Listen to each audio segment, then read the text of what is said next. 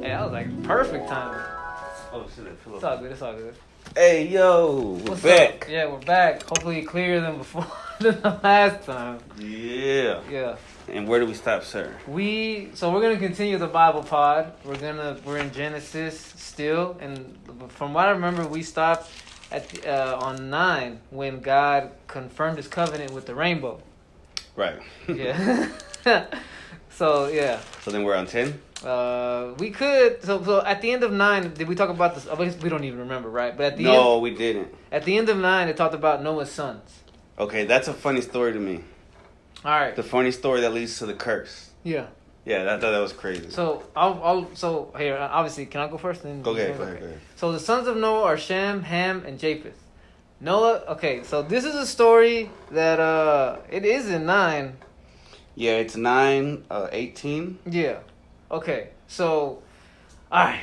There's a lot to cover here, but so one time Noah got drunk on some wine and was uncovered within his tent, and Ham, the father of Canaan, that's who he eventually became, the father of Canaan, saw the nakedness of his father.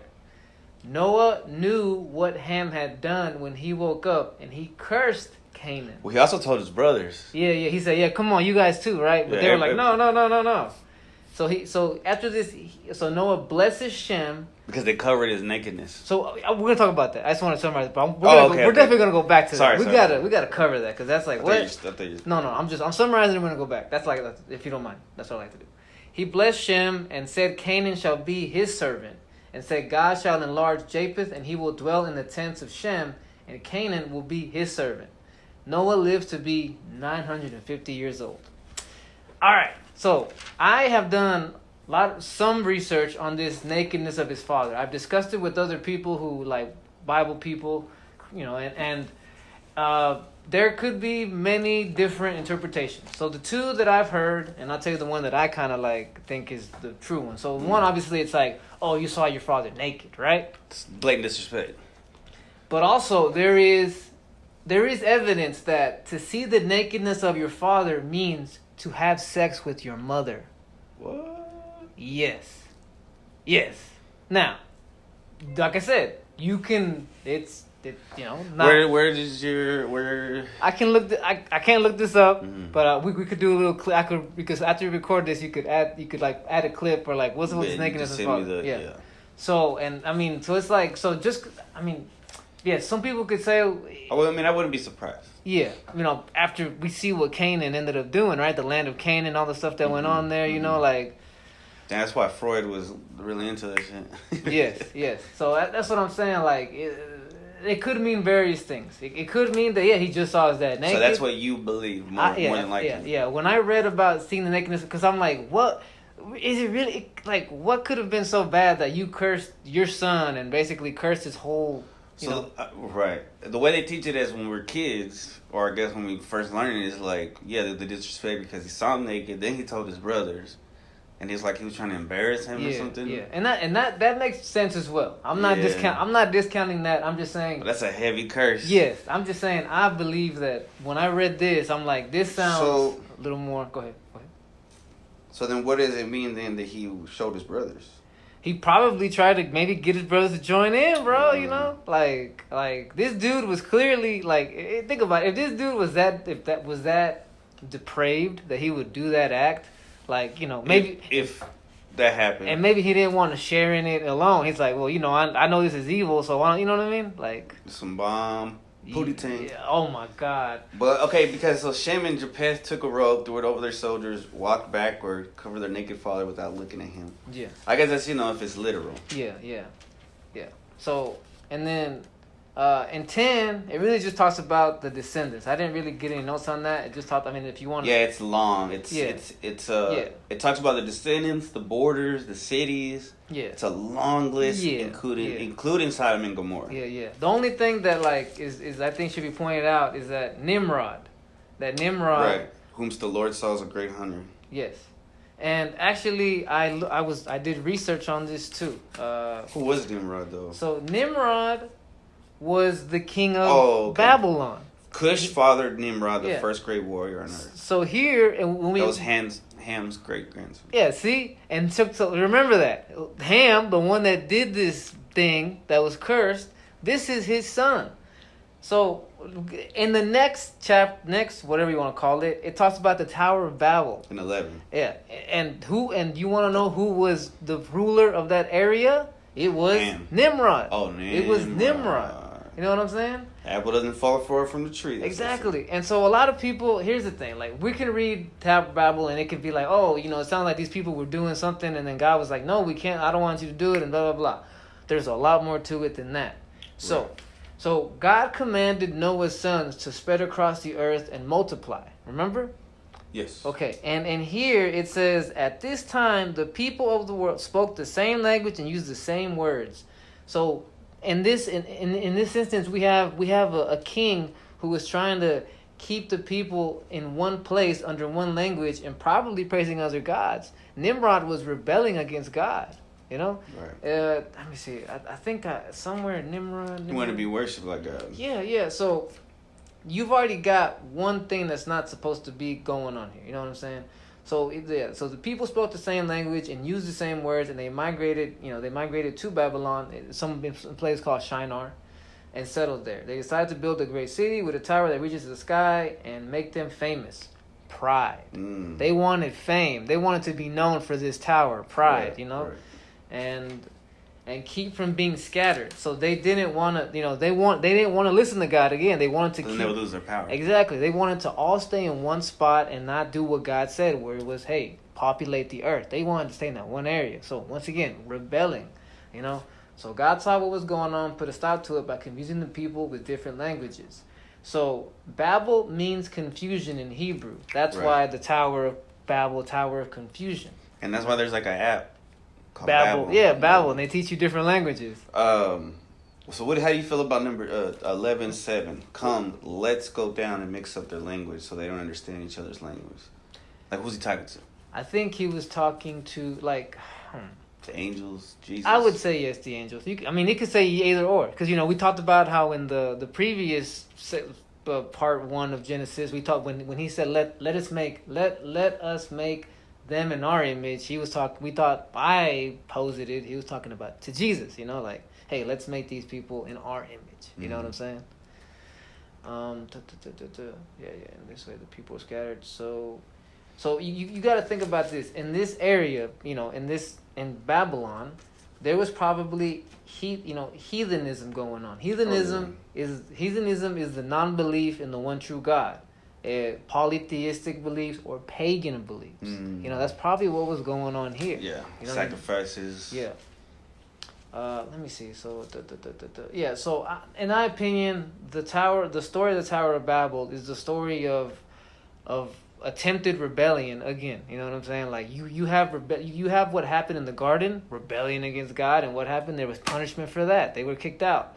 And then you have rebellion again against God here. And what happened to God? Scattered y'all again. Yeah. You know what I'm saying? Like, confused your tongue. So you're really not going to listen? All right. Yeah. I think that's what happened. Because a lot of people will read this, and I don't know why it's written in this way, but it just sounds like God saw what they were doing. He was like, he got jelly, and he's or he got afraid that they were going to get up there. Yeah. It almost makes it seem like the giant and the beanstalk. And he's like, oh, shit, they're coming. Because I've also read in some things that this area of Babylon was near the original Garden of Eden. You know what I'm saying? So they were trying to storm Eden again. Force their way in. But I don't think that could have happened. Maybe they had some kind of pagan magic. Who knows, right? Like, there's so many theories. Yeah.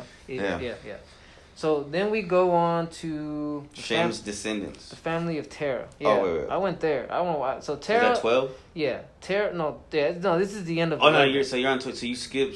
Oh, that's part of Shem's descendants. Yeah. So Terah is the because this is important because these are characters who we're going to talk about. So Terah is the father of Abram and Nahor. What's crazy is so there's Shem, and then it's like 20 people, and then it gets to Terah. Yeah. And then Terah gets to Abram. Yeah. And Nahor. Yeah. There's so many people that have to live and die. For sure. Before Abram even exists. For sure. It's like with Jesus, when you see his line, you're like, dang, that goes back a long time. So Terah is the father of Abram and Nahor. Abram's wife was Sarai, who was unable to become pregnant. Nahor's wife was Milcah. Terah took Abram, Sarai and his grandson Lot. Oh yeah, because Nahor, something happened to Nahor and Milcah. I think did they die, right? It doesn't say yet. You're right. It didn't say. It just said that he took these. So yeah, so Terah, the father here, took Abram his son, his daughter-in-law, and his grandson Lot away from Ur of the Chaldeans, and they were headed for Canaan. Mm-hmm. But they stopped at Haran and settled there. And this takes us into 12. Right. Where God tells Abram to leave his native country and his family and go to the land he will show him, and that he will make him into a great nation.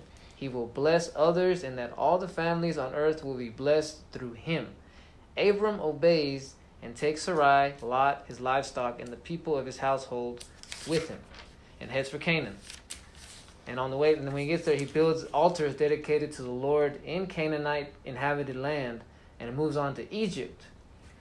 When a famine struck, he had to move to Egypt because a famine struck Canaan. Right. So while in Egypt, Abram lied to the people there when he said that Sarai was his sister instead of his wife.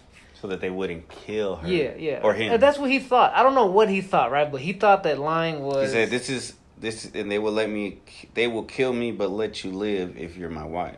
So tell them you're my sister so that they will treat me well for your sake. And I guess maybe she's pretty. Yeah. And so if that's your brother, you want to treat her good. Because here, Pharaoh became attracted to her. Mm-hmm. And he took her into his palace and gave Abram sheep, goats, cattle, donkeys, servants, and camels because of her. Like, he was almost like, let me get this, I got you, bro. Even exchange. Yeah. But God sent terrible plagues upon Pharaoh because of Sarai. Right. And then Pharaoh called Abram, and he was like, hey, man, why did you lie about Sarai and told me she was your sister, and you allowed me to take her as his wife? So he slept with her. Let me take and you despicable bastard. Take this and go. Yeah, he told him to take her and get out, and sent Sarah, Abram, and his possessions out of the country. Expelled. Yes. So here's something about that though that I wrote down that is interesting because it's been talked about. Like Abram, and then thank you. Abram, did Abram's deceit of the Pharaoh cause that to be an issue in his bloodline? And I'm going to tell you why. So you say yes. Yeah, I'm going to say why. Because Isaac, who was descended from Abram, lied about Rebekah. Rebekah and Jacob lied to Isaac. Laban lied to Jacob about Leah. These are all people that are in Genesis, and they're part of his line. Jacob lies to Esau. And then in Genesis 34, the whole Israelites, which are the people descended from Abraham, lie about joining their clan with the Hivites.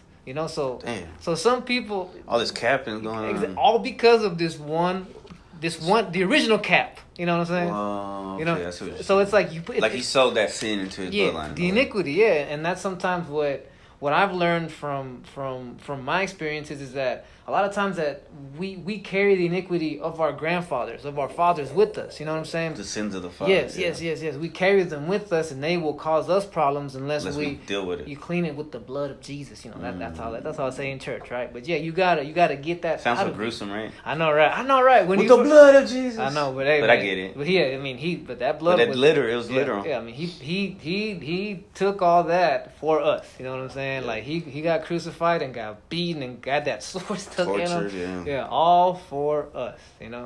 So yeah, we don't deserve shit. We don't. Damn it! No. Wes Huff, shout out to one of the most awesome Bible scholars out there. He says like Jesus loved you so much. He loved you so much that he did not want you to get what you deserved, which was death and pain, and give you. And he came here to give you what you didn't deserve, which was forgiveness.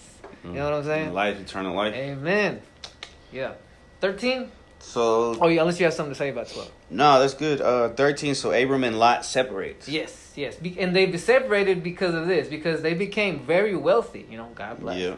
And decided to split up after disputes broke out between their own herdsmen. So, their own people started beefing. Like my workers started beefing with his workers. So it's like, you know what? This is too big. We can't manage it, so how about we split up? So Lot chose the whole Jordan Valley, and Abram settled in Canaan. Lot moved his tents to Sodom. We'll see that wasn't a good idea later. And God tells Abram to look as far as he can see in every direction, and that this is the land he'll be given to him and his descendants. So Abram moves his camp to Hebron and built an altar to God there. That was all I did for 13. You got anything to add about 13? No, that's good. So then 14, Abram rescues Lot. 14 was pretty badass. So it's like a movie. Right? Yes, a great war breaks out in the region. All right, between all these kings. Yes, including Sodom's king. Yeah. Gomorrah's king. So then the victorious invaders capture Lot. The guys who won all that battle, they capture Lot and everything he owns. But one of Lot's men escapes and tells Abram what happened. Right. Abram, being gangster, bro, mobilizes 318 trained men, pursues the invaders, catches up to them, attacks them during the night, and then even as the invaders fled, Abram kept chasing them down. And he recovered all the goods that had been taken, Lot and his people. So not only did he recover Lot and Lot's people, but everything that these invaders had won from those battles that they just had. Their booty. He got the booty. He took all the booty. Bro, he took everything from Sodom and Gomorrah, including its food, supplies, and left. Yeah, with 318 dudes. That's hilarious. Exactly. And then after Abram's victory, the king of Sodom meets him in the King's Valley. And then the king of Sodom tells Abram to give him his people back, but keep all the goods. And then this is the gangster reply. Abram goes, I won't even keep any of the goods, so that you, the king, can't say that you made me rich. He said, I just want the king to give a fair share to my people. You know, I don't want anything. Just hook my people up and take everything else. Right. But here's another thing that's kind of like it's glossed over, but it's very key. It mentions Melchizedek. It mentions Melchizedek, king of Salem and a priest of God, brings Abram bread and wine and blesses Abram. And then Abram gives Melchizedek a tenth of all the goods he had received. Melchizedek. Yeah, Melchizedek. So this is why this is pretty important. So Abram is supposed to be the guy chosen by God, right? Like, you're going to be my chosen people. Right. And here, out in the middle of nowhere almost, he meets another guy, Melchizedek, who is a priest of God, who blesses him in the name of the holy God. So that's important because it's like, wait, that means God had other people God had other dudes he had chosen to do the thing, because everything he did was of God. He blessed them and he gave him bread and wine. And then after that, Abram gave him a tenth. This is the first tithe we see in the Bible. You know, like this is pretty important. Melchizedek, it comes up again in other chapters, and he's a pretty important character. Like in the Bible, it says that no one knew his lineage isn't known. Some people think this guy might not even be fully human, you know, because he was pretty high up. Wow. You know what I'm saying? King of Salem and a priest of God. Wow. You know what I'm saying? Like, that's interesting. Abram had just barely been starting his journey, and this dude Melchizedek was already like high priest. Exactly. You know what I'm saying? So that's why, you know, Melchizedek is worth researching, looking up. You know, he's a pretty cool character in my opinion. Who was he the king of? King of Salem. King of Salem. Interesting. You know what? That went way faster than I thought. Oh my God, that's just 18 minutes. All right.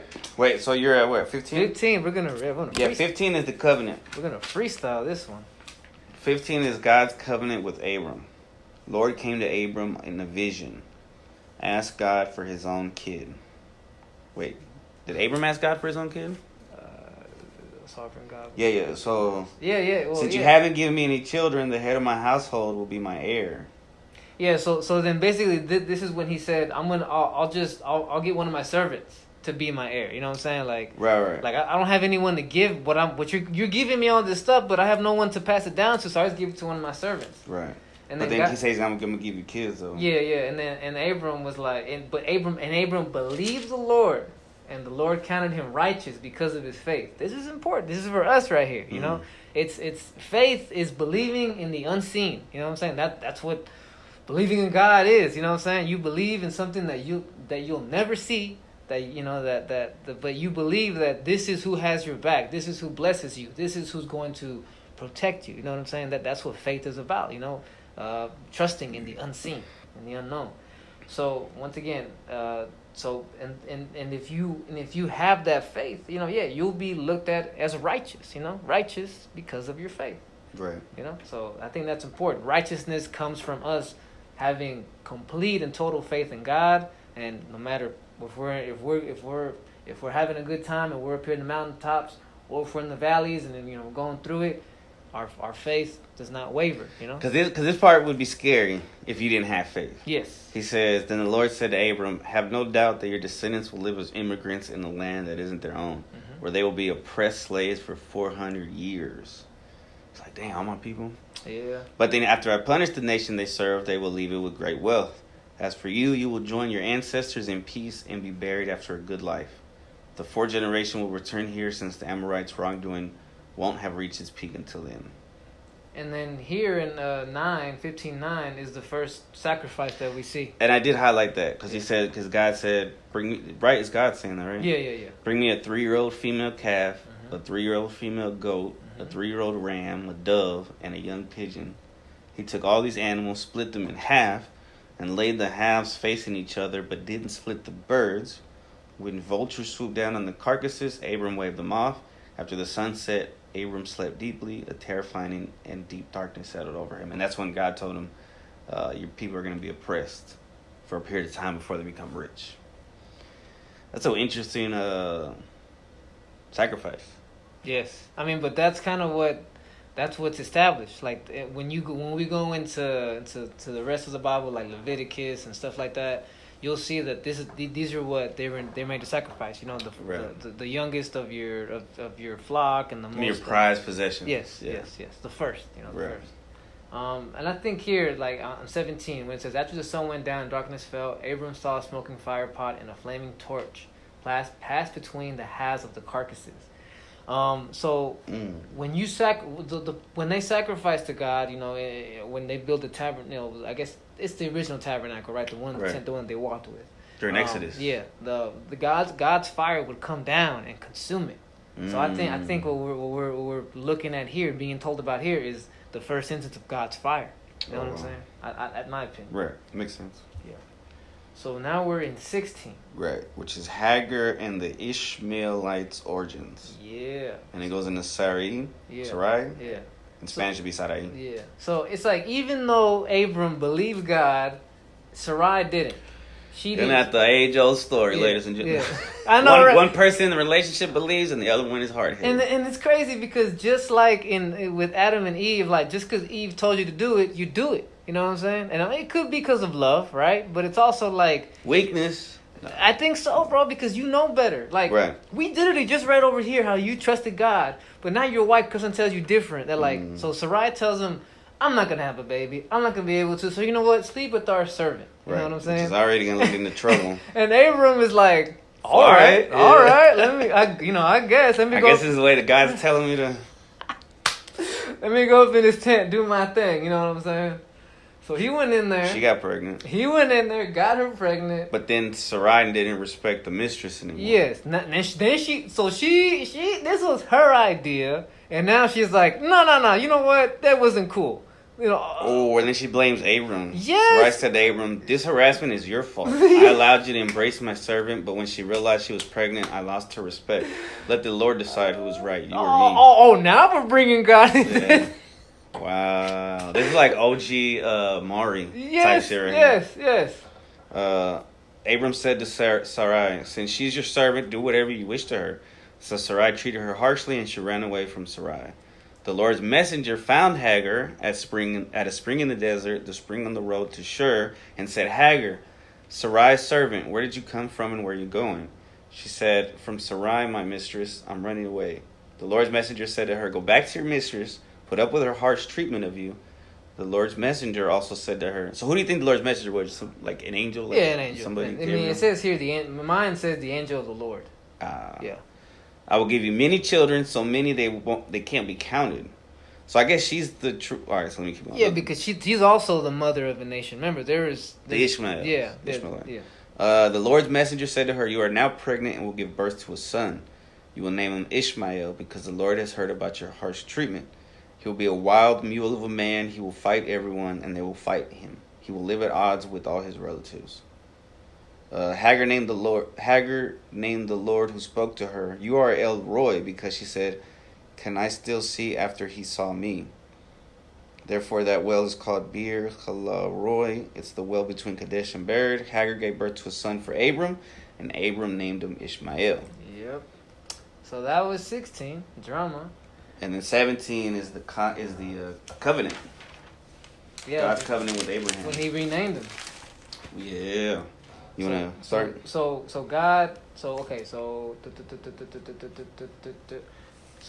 Abram falls face down on the ground, and God says to him, "This is my covenant with you. I will make you the father of a multitude of nations. What's more, I am changing your name. It will no longer be Abram. Instead, you will be called Abraham, for you will be the father of many nations. I will make you extremely fruitful. Your descendants will become many nations, and kings will be among them. I will always be your God and the God of your descendants after you, and I will give you the entire land of Canaan where you now live as a foreigner, to you and your descendants. It will be their possession forever, and I will be their God." So the mark of the covenant is next. So this is when God tells him, like, you gotta, each male among you and your descendants must be circumcised. This before Jesus came later and said, "You must cut off the flesh of your foreskin as a sign of the covenant between me and you." So like you just said, before, this was literal. You literally had to cut the skin from your member to say that, like, yeah, I'm part of the people of God. But now it's a spiritual, in this day and age, in the time of Jesus, it's a spiritual circumcision. You cut off the flesh and you know, to live in the spirit. That's the whole point. And for a lot of us, it's a daily thing. You know what I'm saying? You have to cut off the flesh daily, you know, because we live in a crazy world. You know what I'm saying? Yeah. These phones ruled by flesh. What's on these phones is crazy. You know, what's out there is crazy, you know? So you daily have to walk around like, oh, okay, this is the flesh making me want to go here, making me want to look at that, making me want to talk about this, making me want to not do that. You know what I'm saying? Like, you have to cut the flesh off. You got to circumcise yourself. Yes, spiritually. Spiritually circumcised. Just imagine you walking around with a bloody dick. Like, I can't look at these females. I just circumcised myself. Oh, just thinking about that makes me tingle. Just people still do it. Yeah. So that's what God told him. So then also God said to Abraham, regarding Sarai, your wife, her name will no longer be Sarai. From now on, her name will be Sarah, and I will bless her and give you a son from her. Yes, I will bless her richly, and she will become the mother of many nations. Kings of nations will be among her descendants. And then Abraham was like, how could I become a father at the age of 100? Right. And how can Sarah have a baby when she's 90 years old? Yeah, so Abraham said to God, if only you'd accept Ishmael. Yeah, what about, might as well. And God was like, no, Sarah, your wife, will give birth to a son. And then he told him what to name him. You will name him Isaac. And I will confirm my covenant with him and his descendants. Then as for Ishmael, I will bless him also, just as you have asked. I will make him extremely fruitful and multiply his descendants. He will become the father of 12 princes, and I will make him a great nation. But my covenant will be confirmed with Isaac, who will be born to you and Sarah about this time next year. When God finished speaking to him, God ascended, leaving Abraham alone. Can you imagine? Yeah. Okay, so also right here where you said the kingdoms, he said, mine says he will be the ancestor of 12 tribal leaders. Okay. Well, I mean, same thing, right? Tribes. Yeah, but do you think that's the 12 tribes of Israel? No, Israel's something else. Yeah, right? the 12 tribes of Israel are supposed to be from Isaac, Like, they are Ishmael is supposed to be something else, Yeah, because, So he had like 2 sons. Yeah, and then we haven't even gotten to when the 2 babies in the womb, and one becomes basically the Middle East, one becomes Israel. You know what I'm saying? Like, it's crazy. Yeah. So on that day, So on that day, he made every gun get circumcised. Man, poor people. You know what I'm saying? Yeah. All right. So 18, a son is promised to Sarah. Isaac's birth announced. Yeah. So. So the Lord appeared to Abraham while he sat at the entrance of his tent in the day's heat. He looked up and suddenly saw 3 men standing near him. As soon as he saw them, he ran from his tent entrance to greet them and bowed deeply. He says, "Sirs, if you would be so kind, don't just pass by your servant. Let a little water be brought so you may wash your feet and refresh yourselves under the tree. Let me give you some bread so you can feel stronger, and then you can go on your way." And they said, "Fine, do just..." So I guess he doesn't know... These are probably angels. That they're from God. Yeah. Right. Yeah. So Abraham hurried to Sarah's tent and said, "Hurry, knead 3 seahs of the finest flour and make some baked goods." Abraham ran to the cattle, took a healthy young calf, gave it to a young servant who prepared it quickly. Then Abraham took butter, milk, and the calf that had been prepared, put the food in front of them, and stood under the tree near them as they ate. They said to him, "Where's your wife Sarah?" And he said, "Right here in the tent." Then one of the men said, "I will definitely return to you about this time next year. Then your wife Sarah will have a son." Sarah was listening at the tent door behind him.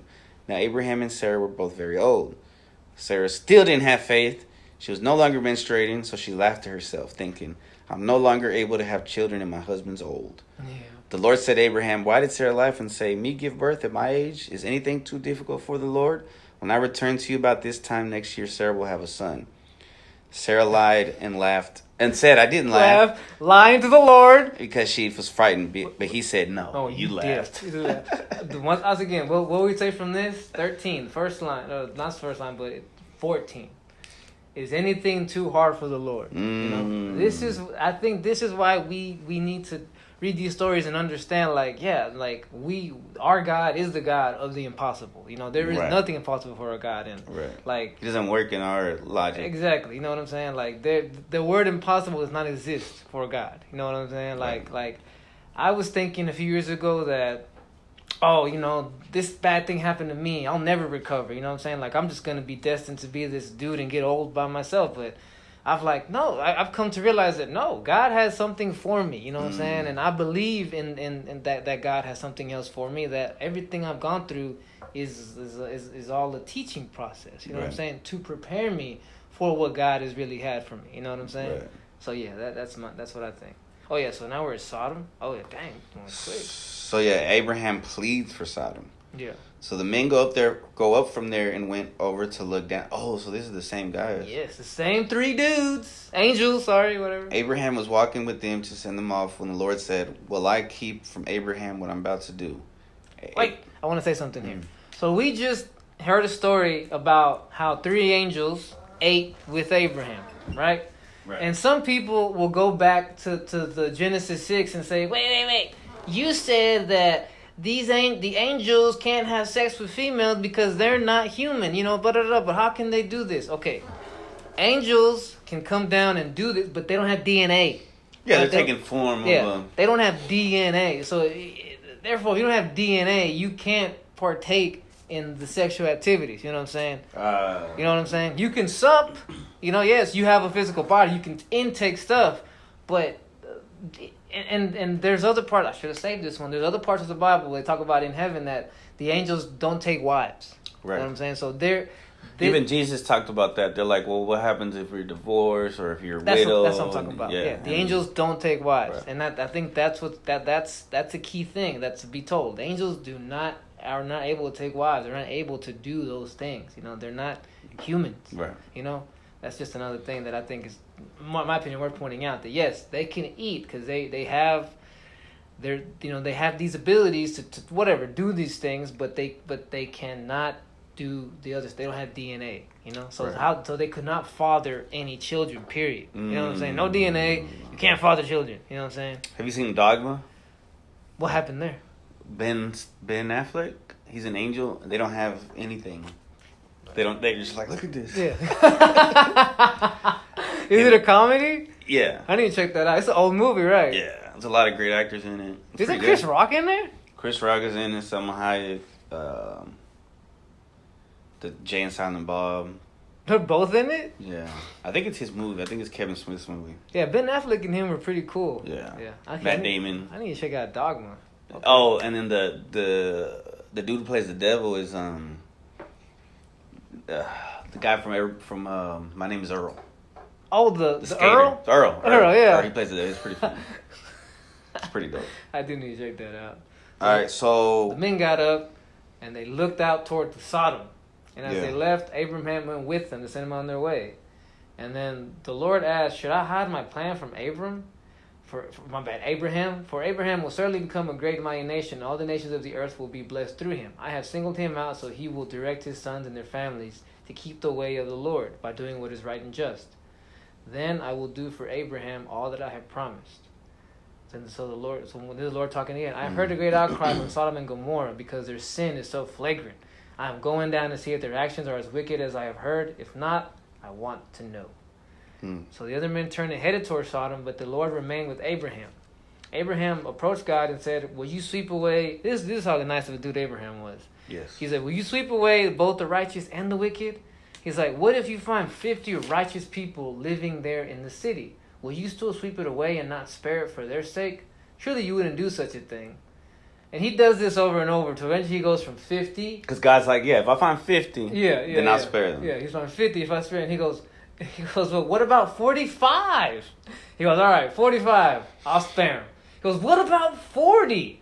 This dude, Abraham, he's pushing his luck if you're asking me, whatever. He goes, all right, fine, 40. I will not destroy it. I know, where do you get off like this? And he's like, please don't be angry, my Lord.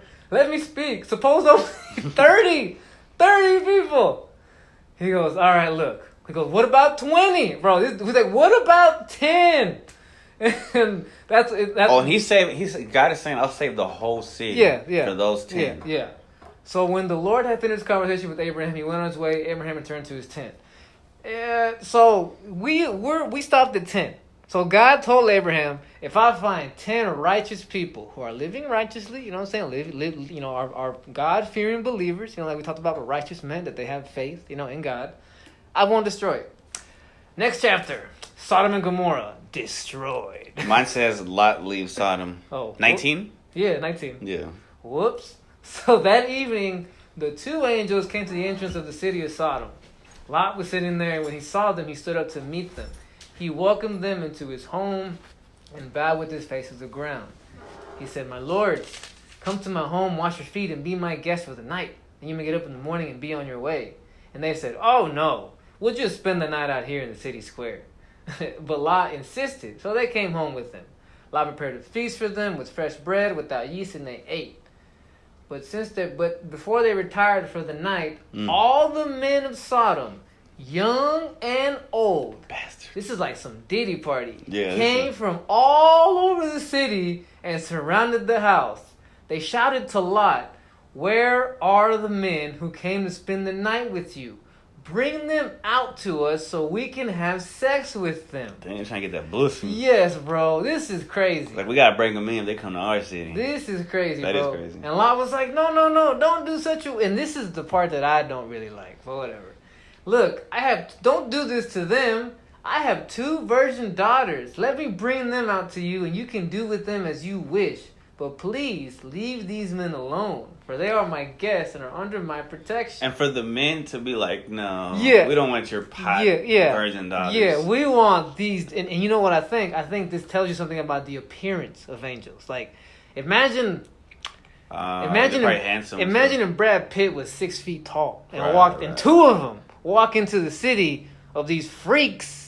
These freak-off people, you know what I'm saying? They're like, oh, man. They all get together like... No, we want that ass. Yeah, we're getting that right there. We're not gay, but that's some ass right there. So they were like, no, stand back. This fellow came to town as an outsider. Now he's acting like our judge, talking about Lot. Because remember, Lot isn't from there. He settled there. He settled there. And now he's acting like our judge. We'll treat you far worse than those other men. That makes me sound like, yo, they're gonna do Lot even worse. Oh, that's what they said? Yeah. But so when these people reached out to try and break down the door, the 2 angels reached out, I see this. Pulled Lot into the house and bolted the door. Then they blinded all the men, every one of them. So they did their angel stuff, and these dudes can't see anymore. Near the entrance. Yeah. From the youngest to the oldest. Yeah. So then the angels asked Lot, do you have any other relatives here in the city? Get them out of this place, your son-in-laws, daughters, sons, or anyone else, for we are about to destroy this city completely. The outcry against this place is so great it has reached the Lord, and he has sent us to destroy it. So Lot rushed out to tell his daughter's fiancés, quick, get out of the city, the Lord's about to destroy it. But the young men thought he was only joking. At dawn the next morning, the angels became insistent. Hurry, take your wife and your 2 daughters who are here. Get out right now, or you will be swept away in the destruction of the city. When Lot still hesitated, the angel seized his hand, the hands of his wife and 2 daughters, and rushed them to safety outside the city. For the Lord was merciful. So, They were able. You were like, what about the people? Remember, he blinded all these men. So they probably were just like, snuck through these dudes who were like, oh, I can't see. Probably trying to like have blind groping. Where's the ass? Yeah. I feel like we could make a Bible skits like funny. You know what I'm saying? Like about stuff like drunk history. Yes. Yeah. We wouldn't be doing that. One day. Yeah, one day. So So when they were safely out of the city, one of the angels ordered, "Run for your lives and don't look back or stop anywhere in the valley." See, at this point, he's warned that the angels warned them, and then they were like, "All right, fine, we're gonna force you to save you." And then he's like, "Just don't look back." Yes. After all that, escape to the mountains, or you will be swept away. And then Lot was like, "No, you have been so gracious to me and saved my life, but you have shown such kindness. But I cannot go the mountains. Disaster would catch up to me there, and I would die. There's a small village over there. Can I go over there? I know it's small, but please." And the angel was like, "All right, fine. I will grant your request. I will not destroy that little village then. But hurry, escape to it, for I can do nothing until you arrive there." This explains why that village known as Zoar, which means little place. Right. There you go. All right. So Lot reached the village, and just as the sun was rising over the horizon, then the Lord rained down fire and brimstone from the sky on Sodom and Gomorrah. He utterly destroyed them, along with the other cities and villages of the plain, wiping out all the people and every bit of vegetation. Disobedience is coming up. But Lot's wife looked back as she was told not to, and she turned to a pillar of salt. Wait, when you said what was falling? Fire and brimstone? You said fire and sulfur, right? No, What burning asphalt. Oh, well, burning asphalt. Well, there you go. Interesting. Abraham got up early that morning and hurried out to the place where he stood in the Lord's presence. He looked out across the plain toward Sodom and Gomorrah and watched as columns of smoke rise from the cities like smoke from a furnace. But God had listened to Abraham's request and kept Lot safe, removing him from the disaster that engulfed the city on the plain. So, what that says to me is, yes, God, once again, told Abraham, all right, I got your family. But we agreed that there's at least 10 people I won't destroy it. But guess what? There's not even 10 people there who are righteous. I got your boy out there. So I'm going to destroy it, but I'm going to get your boy out of there. See, I got you. I got you, bro. I got you. This is where it gets weird again. Yeah. So afterward, Lot left Zoar because he was afraid of the people there. And he went to live in a cave in the mountains with his 2 daughters. One day, the older daughter said to her sister, "There are no men left anywhere in this entire area, so we can't get married like everyone else. And our father will soon be too old to have children. Come, let's get him drunk with wine, and we will have sex with him. That way we will preserve our family line through our father." So that night, they got him drunk on the wine, and the older daughter went in and had sex with her father. He was unaware of her lying down or getting up again. So he had no idea. This is what the Bible says. We're going to believe it, right? Because I don't know if I could have sex. I don't know how drunk I'd have to be there, but whatever. I'm not going to touch him. We're not going to. The next morning, the older daughter said to the younger one, "I did it last night. Now you get him drunk tonight, and you go have sex with him." So that night, they got him drunk. The younger daughter went in. As before, he was unaware of her lying up or getting down. All right, we're going to go with that. So as a result, both Lot's daughters became pregnant by their own father. When the older daughter gave birth to a son, she named him Moab, and he became the ancestor of the Moabites. When the younger sister gave birth to a son, she named him Ben-Ami. He became the ancestor of the nation known as the Ammonites. And I'm going to tell you something, future for these people are problematic, right? When God, when the people of Israel, when the Israelites escaped Egypt, these people, the Moabites and the Ammonites, are the ones that refused to give them food and water. So God cursed them. So, you got, it was almost like it was this. Yeah, it was this. Yes, that's what I'm saying there. You know what I'm saying? So yeah, I mean, I don't know if you want to try explaining why that might have happened. I mean, I think of it like this. Maybe if think about maybe we wouldn't think of it like this. But if we lived out in the middle of nowhere, we lived in a little small town, little small city. Exactly. And all you got is hot cousins and no friends. Well, I was actually going to say this. I was gonna say, if Sodom and Gomorrah like stuff happened around you, and all of a sudden you're going, and to you everything around you is destroyed. So you think to yourself, the whole world must be destroyed. This is true. Yeah. So not like they said everything that we know is destroyed. So we're not gonna.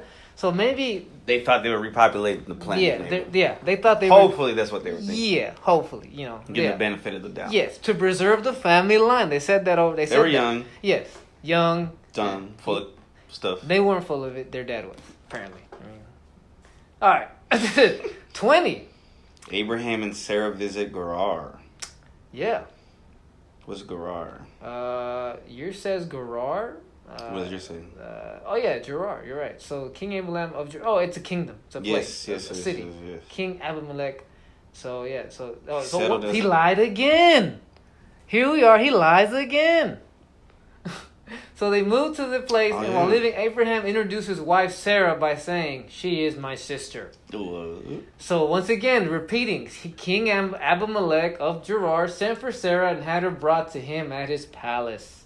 But that night, probably while he was going to try and hit it, right before, like Pharaoh did, God came to Abimelech in a dream and told him, "You are a dead man. That woman you have is already married." And boom, Abimelech had not slept with her yet. So he said, "Lord, will you destroy an innocent nation? Didn't Abraham tell me she's my sister?" And she herself said, "Yes, he is my brother. I had in complete innocence. My hands are clean." In other words, like, "Hey man, I had no idea. Yeah. I haven't done anything yet. Can I be forgiven?" And then God was like, "Yes, I know you are innocent. That's why I kept you from sinning against me, and why I did not let you touch her. Now return the woman to her husband, and he will pray for you, for he is a prophet.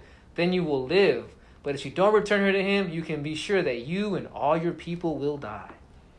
So Abimelech got up early this morning and quickly called his servants and said, "Hey," bring Abraham, right? And once again, "What have you done to us? What crime have I committed that deserves treatment like this, making me and my kingdom guilty of this great sin? No one should ever do what you have done. Whatever possessed you to do such..." Like, he's mad, like, "Bro, you almost..." destroyed my whole lineage. Abraham was like, "I thought this is a godless place. They will want my wife and want to kill me to get her. And she is really my sister, for we both have the same father, but different mothers, and I married her. When God called me to leave my father's home and travel from place to place, I told her, 'Do me a favor. Wherever we go, tell the people I'm your brother.'"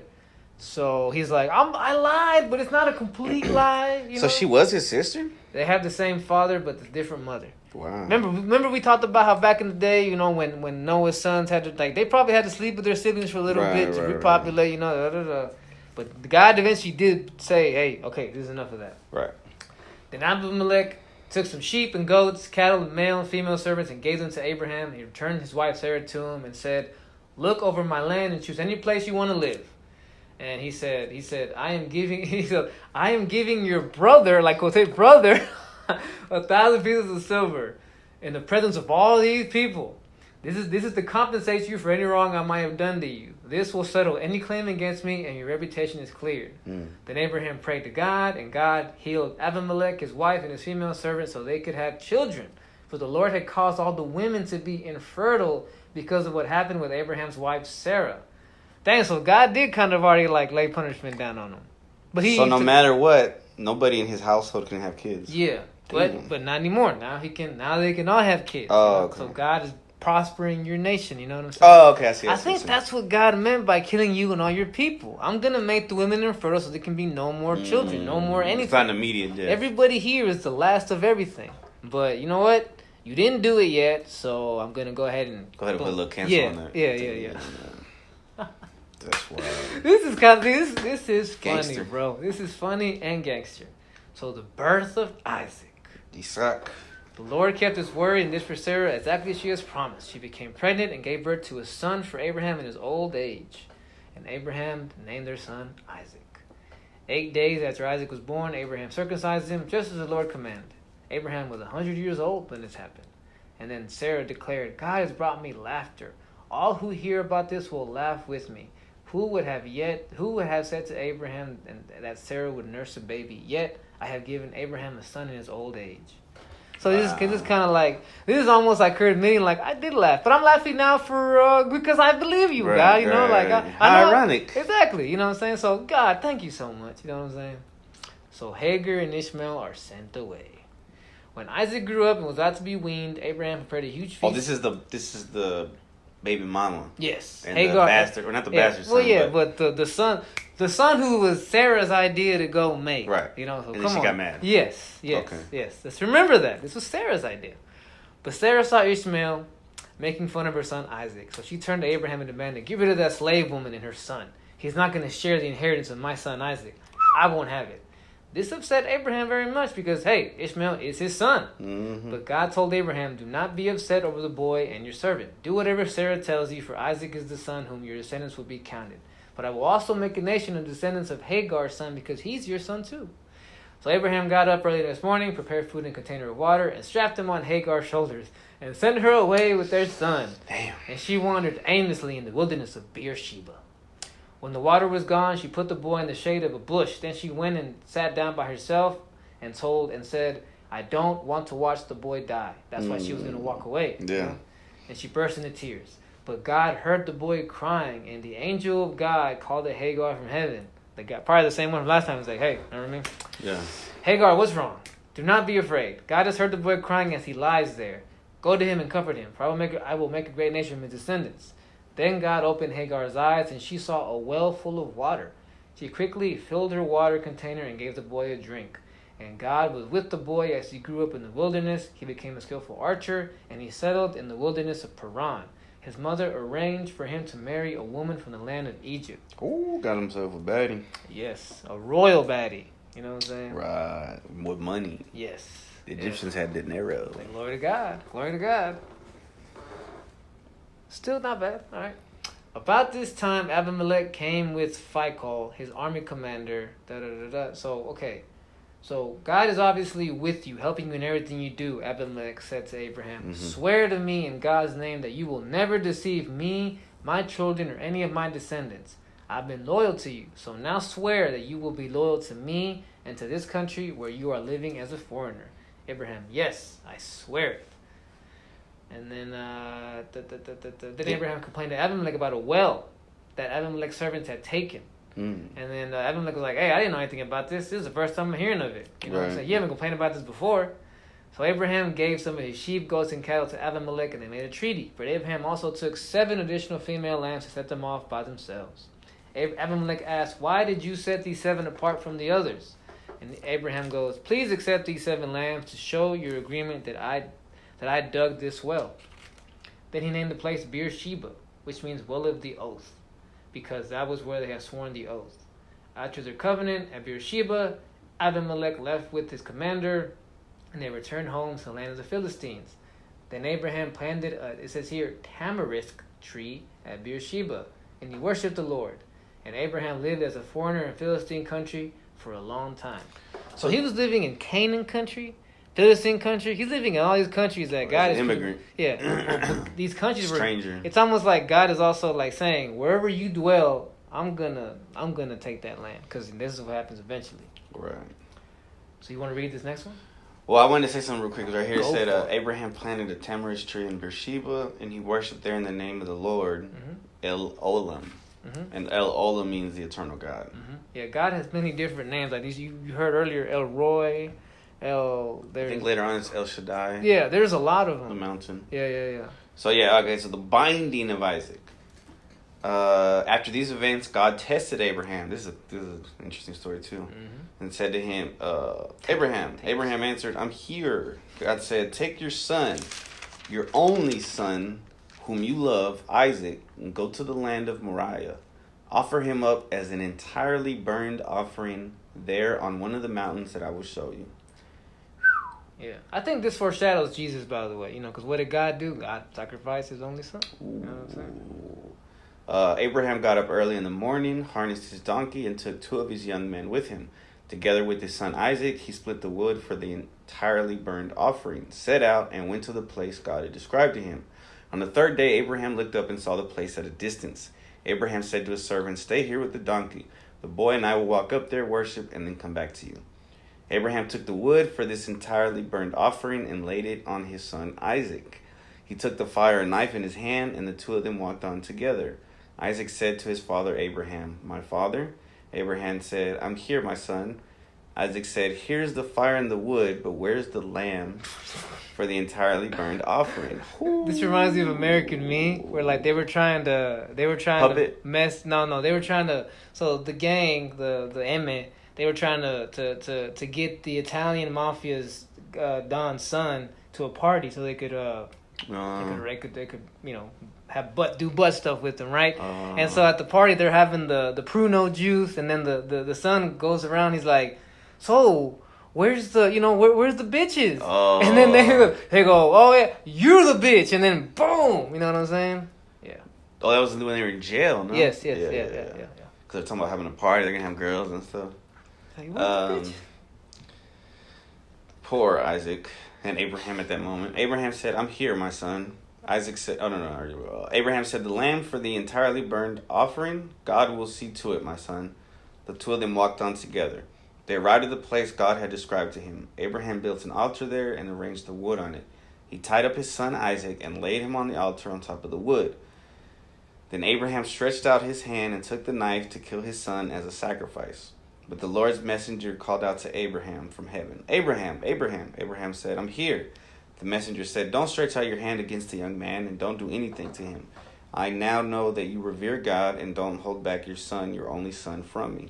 I wonder how Isaac felt at this moment. I know, he's like, "Really, God?" My dad's about to kill me. Ah! How can you trust? I don't know. Abraham looked up and saw a single ram caught by its horns in the dense underbrush. Poor ram. This ram was probably having a bad day, bro. This ram probably got lost from his herd, and then he had like walking around like, "Man, what's going on, man?" Probably got beat up by another alpha. Yeah. Where my people at, man? Mom, it sucks. Then he ends up stuck in a thicket, and next thing you know, go ahead.